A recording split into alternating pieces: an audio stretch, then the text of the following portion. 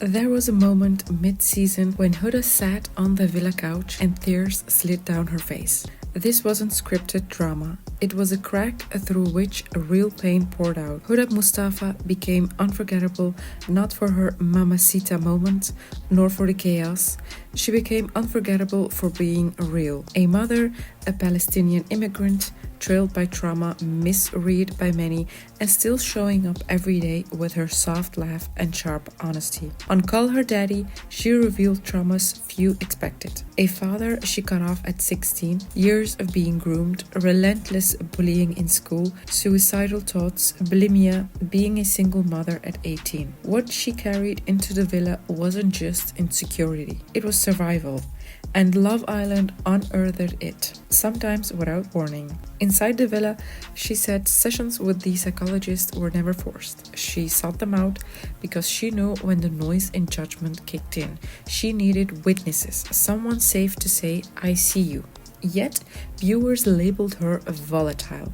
Critics said she was dramatic. But when you've spent your life silencing your true self, every betray of boundaries, every core wound, micro or macro, echoes like a siren. That's what happens when Chris refused her request to be carried through a shallow stretch of water. That moment was viral, not because he refused, but because she refused to stay small anymore. What psychology allows us to see is that Huda's reactions were less about instability and more a needed reactivation of self-protection. She was reacting from unresolved childhood wounds, trauma bonding, insecure attachment, a lack of emotional safety. And under pressure, the instinctual nervous system takes over.